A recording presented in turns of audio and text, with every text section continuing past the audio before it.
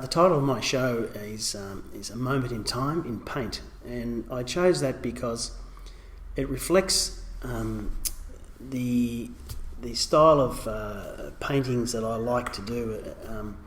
Is to capture the light and the dark and the storms and the light that cuts through in a moment in time, which is very hard to capture. And if you ever see it in nature, you wish you had a camera to try and capture that. So a moment in time in paint, I really get to be the author of that moment, and I can create that moment and of course capture it in paint for all time. So that's where the title came from.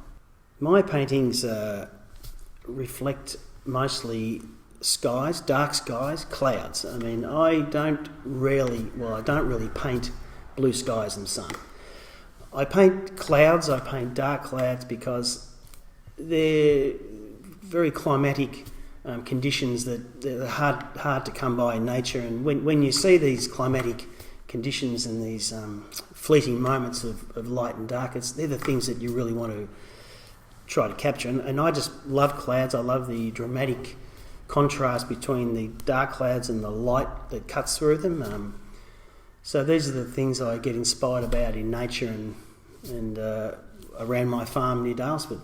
What makes this exhibition unique is the fact that the collection of work is it's pretty much the first time I've seen such a array of paintings that in one space. I mean, as an artist, you continually in your studio, you're concentrating on one painting. You might have two paintings out, and you look at that painting for quite a while, and then once it's all done and wrapped up, it gets put away. And to walk in and see 22 odd paintings up in one exhibition is quite overwhelming. In fact, haven't actually seen this many pieces in one collection, due to I have had other exhibitions in Sydney and Singapore, and of course due to COVID I can't get to them. So it's just fantastic to see so many pieces in one room. It's amazing.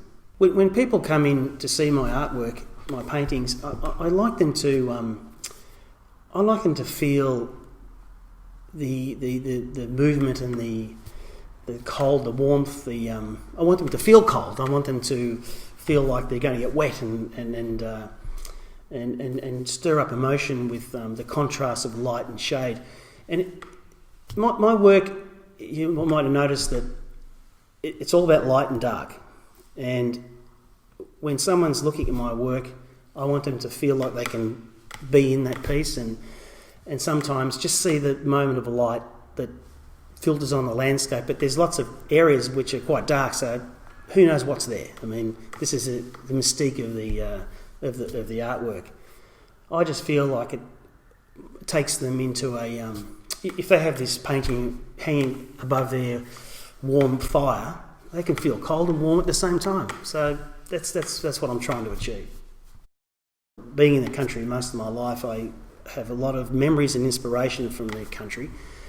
I take a lot of photographs in the country. So when I'm back in the studio, I basically start with the clouds.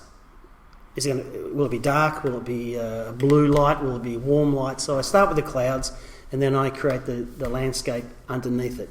I stand back and I build up the layers of depth, and I constantly are going backwards and forwards, looking at it to try and determine whether do I believe it, can I walk into it.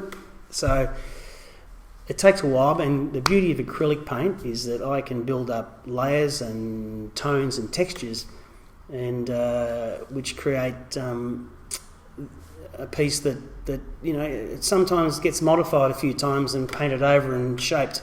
But that's the beauty of acrylic paint.